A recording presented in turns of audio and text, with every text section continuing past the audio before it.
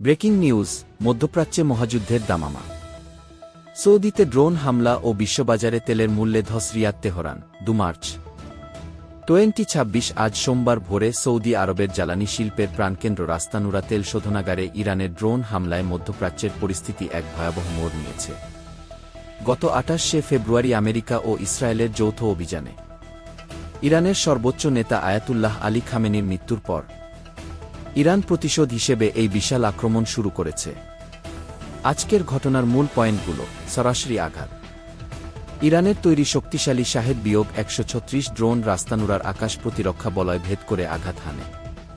Saudi প্রতিরক্ষা মন্ত্রণালয় জানিয়েছে, ড্রোনগুলো বাধা দেওয়া হলেও সেগুলোর ধ্বংসাবশেষ শোধনাগারের উপর পড়ে ভয়াবহ আগুনের সূত্রপাত ঘটে। শোধনাগার বন্ধ।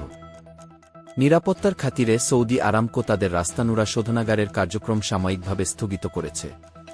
প্রতিদিন প্রায় 5 লাখ ব্যারেল তেল শোধন করা এই কেন্দ্রটি বন্ধ হওয়ায় বিশ্বজুড়ে সরবরাহ সংকটের আশঙ্কা দেখা দিয়েছে। তেলের বাজারে অস্থিরতা। এই হামলার খবর ছড়িয়ে পড়ার সাথে সাথে আন্তর্জাতিক বাজারে তেলের দাম প্রায় 10-15% বৃদ্ধি পেয়েছে। ব্রেন্ট ক্রুড তেলের দাম ব্যারেল প্রতি $82 ছাড়িয়ে গেছে। আঞ্চলিক ছড়িয়ে পড়া সংঘাত কেবল সৌদি আরব নয়।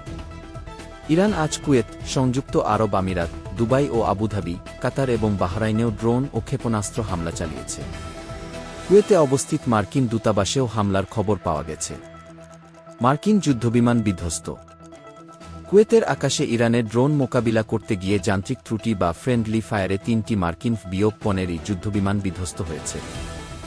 তবে পাইলটরা সুরক্ষিত আছেন বলে জানা গেছে।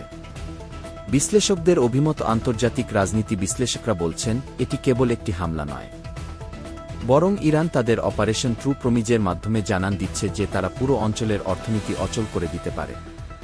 বিশেষ করে হরমুজ প্রণালী দিয়ে চলাচলকারী তেলের ট্যাঙ্কারগুলোতেও হামলার ঝুঁকি বাড়তে থাকায় বিশ্ব অর্থনীতি এক বড় ধরনের মন্দার মুখে পড়তে পারে। পরবর্তী আপডেট: আমেরিকা ও ইসরায়েল এই হামলার জবাবে ইরানে বড় ধরনের পাল্টা আক্রমণের প্রস্তুতি নিচ্ছে। পরিস্থিতির ওপর নজর রাখছে জাতিসংঘ ও